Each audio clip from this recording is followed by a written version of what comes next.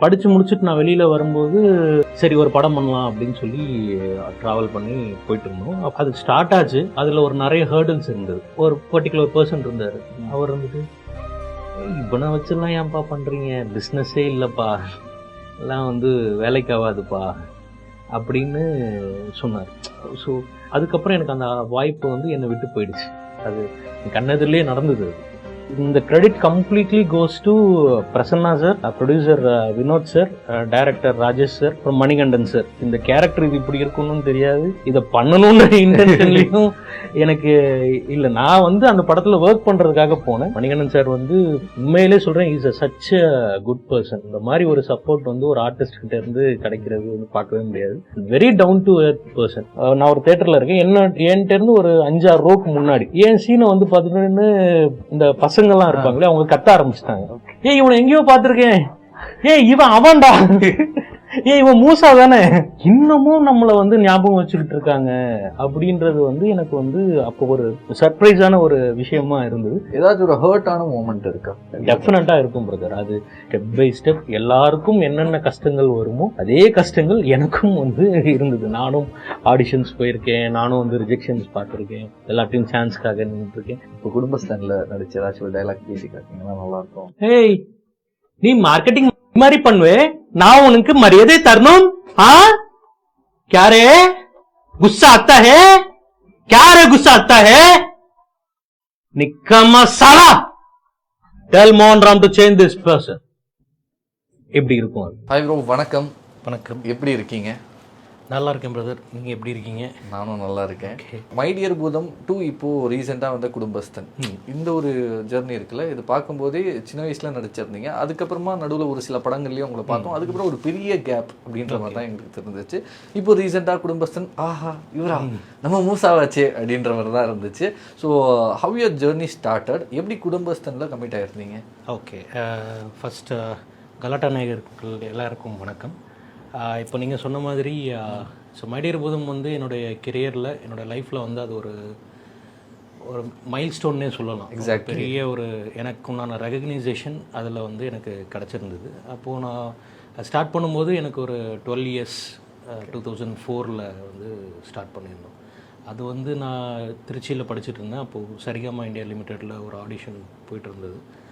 அதுக்கு போய் ரெஃபரன்ஸ் எடுத்து அதில் செலக்ட் பண்ணி வந்தது. அது ஒரு மறக்க முடியாத ஒரு இன்சிடெண்ட்டாக தான் இருந்தது. ஸோ அது பை காட்ஸ் கிரேஸ் அது ஒரு பெரிய ஹிட் ஆச்சு. அதுக்கு பிகாஸ் அந்த டைமில் இருந்த எல்லாருடைய ஆதரவு அந்த சீரியலுக்கு கிடச்சிது. எல்லாருக்குமே நான் நன்றி சொல்கிறேன். Firstly I thank for Saregama India limited. அந்த ஆப்பர்ச்சுனிட்டி எனக்கு கொடுத்ததுக்கு சண்முகம் சாராக இருக்கட்டும், பிஆர் விஜயலட்சுமி மேடமாக இருக்கட்டும், கேஆர்கே குமார் சாராக இருக்கட்டும், இவங்க எல்லாருக்குமே என்னுடைய தேங்க்ஸ். அண்ட் தென் அதில் நடித்த என்னுடைய கோ ஆர்டிஸ்ட் எல்லோரும் என்னோட ரொம்ப ஜாலியாக இருந்து எல்லாருமே பண்ணி கொடுத்துருந்தாங்க. ஸோ அதை தாண்டி மக்கள் எல்லாருக்குமே, தமிழ்நாட்டு மக்கள் எல்லாருக்குமே என்னுடைய நன்றிகள். அவங்க காட்டின அந்த அன்புக்கு எனக்கு என்ன சொல்கிறதுன்ற வார்த்தைகளே இல்லை. 20 வருஷம் ஆகியும் இன்னும் அந்த அன்பு எனக்கு கண்டினியூ ஆகிட்டே இருக்குது. Very much happy. 20 வருஷம்ன்றது சாதாரணமான ஒரு விஷயம் கிடையாது. ஆமாம் ஆமாம். ஒரு ரீசெண்டாக நடித்த ஒரு படத்தில் லீடாக ஹீரோவாக நடித்தவங்களே இப்போ மறந்துடுறாங்க ஆடியன்ஸ். இவங்களா, ஓ இந்த பையனா இந்த பொண்ணா அப்படின்ற மாதிரி தான் இருக்குது. 20 வருஷத்துக்கு முன்னாடி அதுவும் சைல்டு ஆர்டிஸ்டாக ஒரு சீரியலில் நடித்தது இன்னைக்கு வரைக்குமே. இப்போ நீங்களே ஒரு ஃபேமிலி மேன் ஆகிட்டீங்க. அப்போ நீங்கள் குழந்தையா இருந்தீங்க, இப்போ நீங்களே ஒரு ஃபேமிலி மேன் ஆகிட்டீங்க. அப்படி இருக்கும்போது உங்களை நீங்கள் தானே அப்படின்னு சொல்லும் போது தான் அப்போ உங்களுக்கு எப்படி இருக்கும்?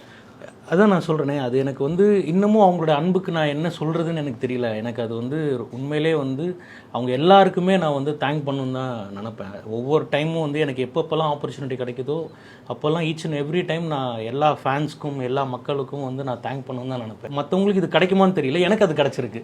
அது வரைக்கும் I am very much thankful to them. God's grace இப்போது குடும்பஸ்தன் நல்லபடியாக வந்திருக்கு.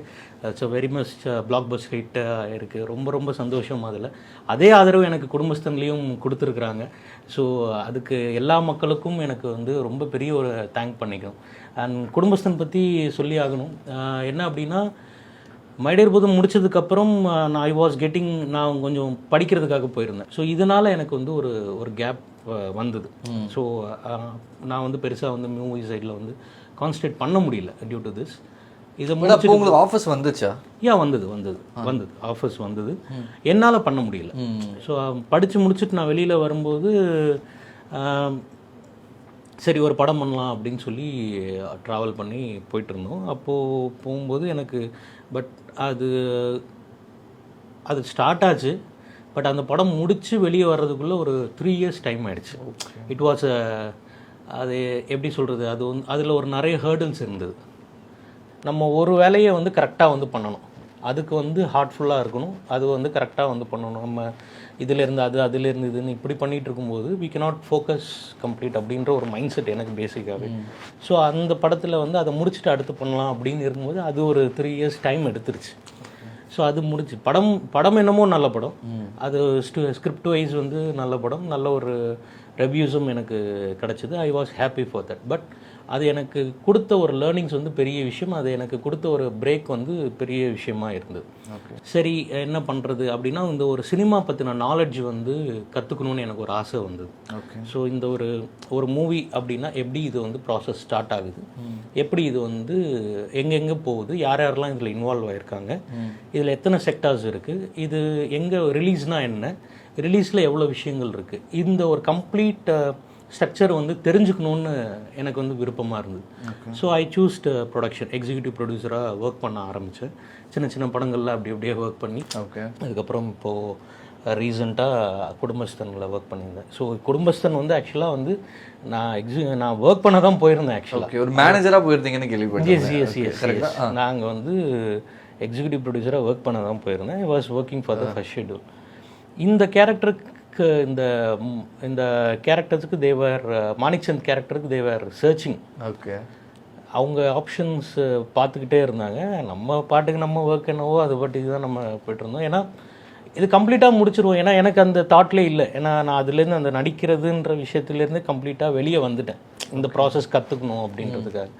ஆஃப்டர் சிண்ட்ரலாக்கு அப்புறம் நான் எதுவுமே நடிக்கலை.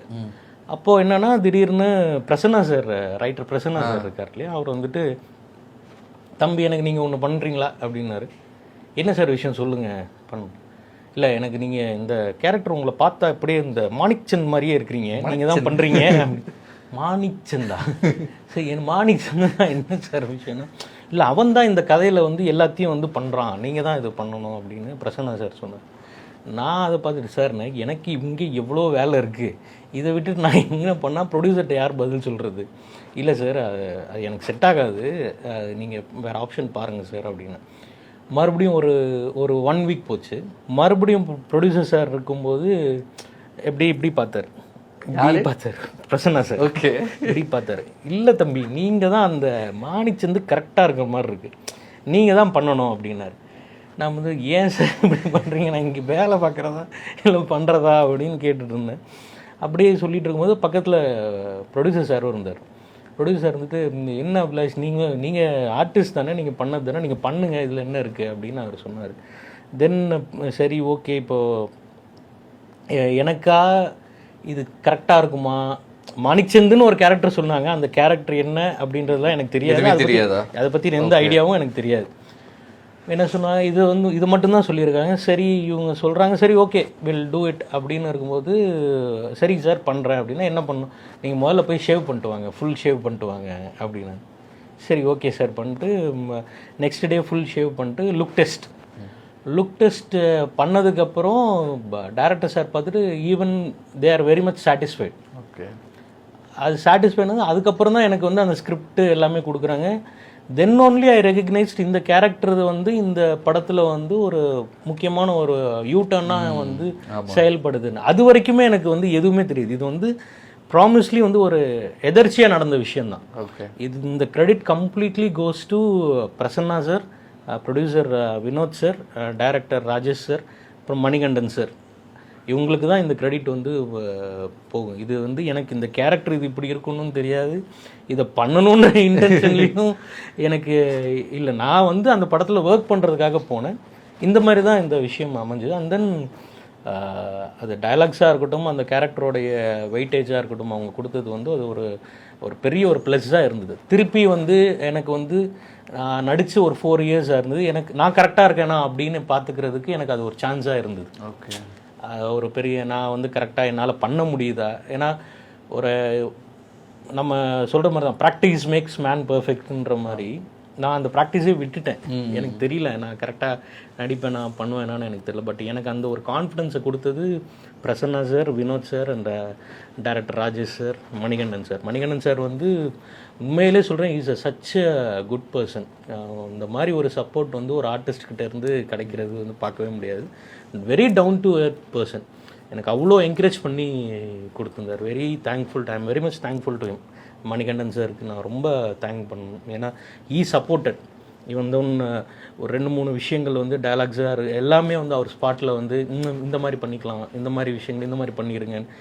He improvised things. ஸோ அதெல்லாம் வந்து மறக்கவே முடியாது. Very much happy. இதோட அவுட்புட் நான் வந்து டப்பிங்கில் அந்த சீன் வரைக்கும் தான் பார்த்துருந்தேன். பட் கம்ப்ளீட் படமாக நான் பார்க்கல. ஈவன் தான் நான் அதில் ஒர்க் பண்ணியிருந்தாலும் நானுமே வந்து மற்றவங்க மாதிரி ஃபஸ்ட் ஷோ பார்த்ததுக்கப்புறம் தான் தெரியும். அதுக்கப்புறம் தான் வாட் இது வந்து என்ன, ஓகே நம்ம வந்து ஒரு ஒரு ஒரு நல்ல மூவி வந்து ஒரு ஃபேமிலி என்டர்டெய்னர் மூவி வந்து பண்ணியிருக்கோன்னு ஒரு கம்ப்ளீட் சாட்டிஸ்ஃபேக்ஷன் எனக்கு வந்தது ஆஃப்டர் சீயிங் தட். ஓகே, அது தென் என் ஃபேமிலியாக இருக்கட்டும், என் ஃபேமிலி சைடில் எல்லாரும் பார்த்துட்டு எல்லாருமே they are very much happy.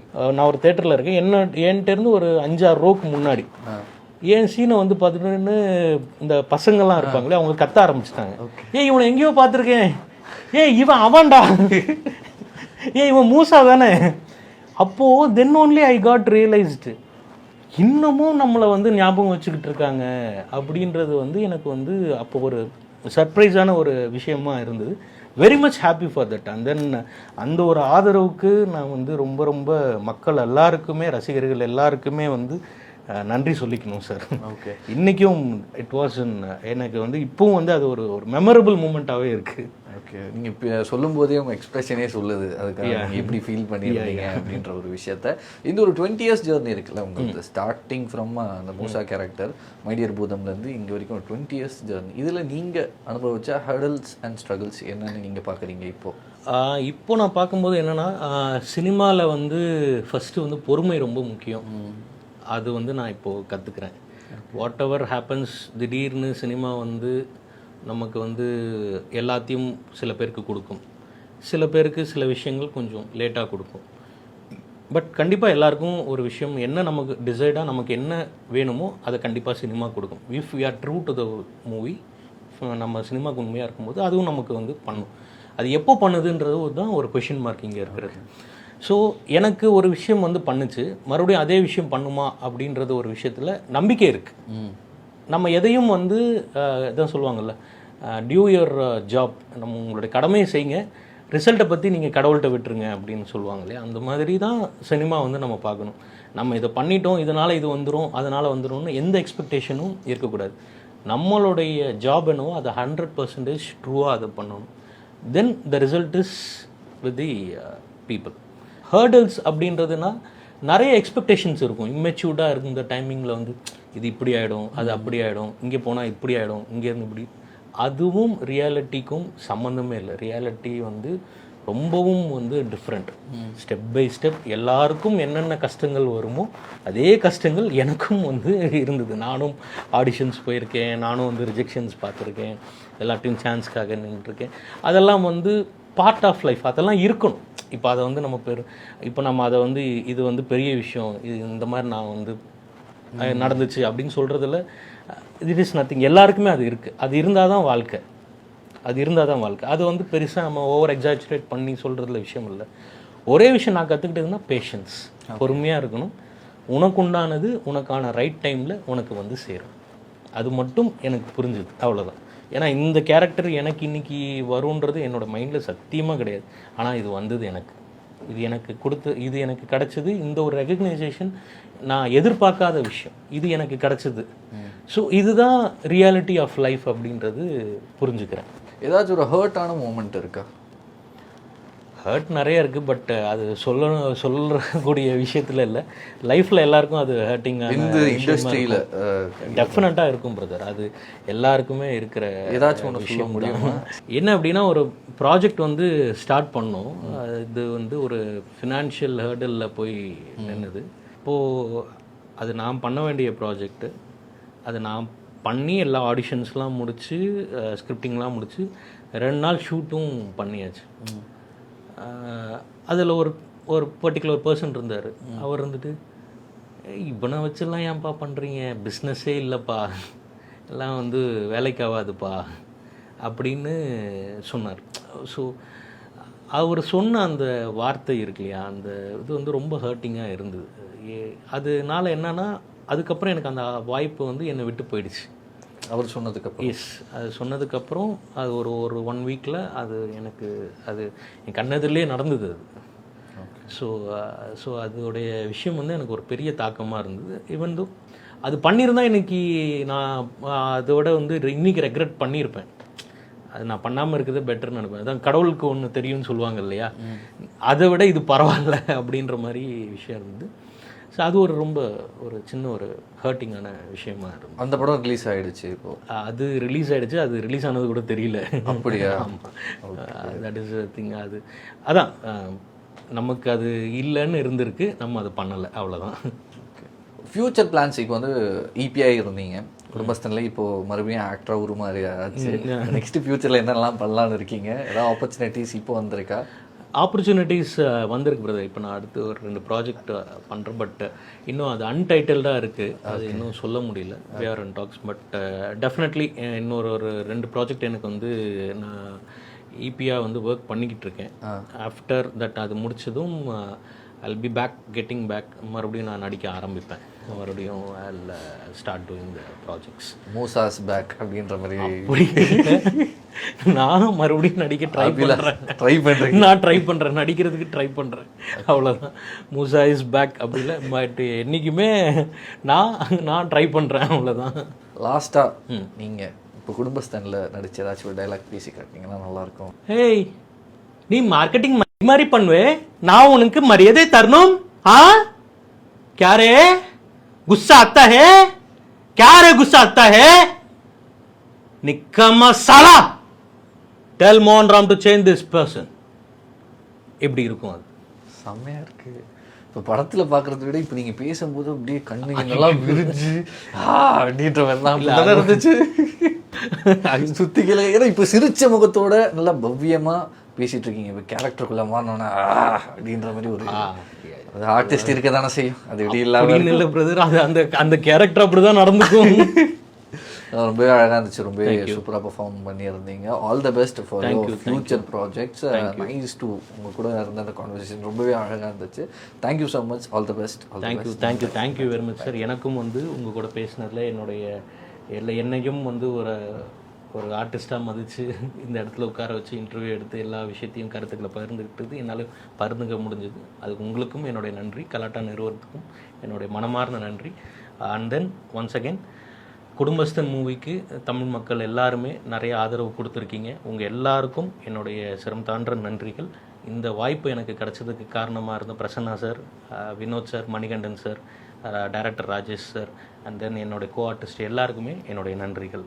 Thank you.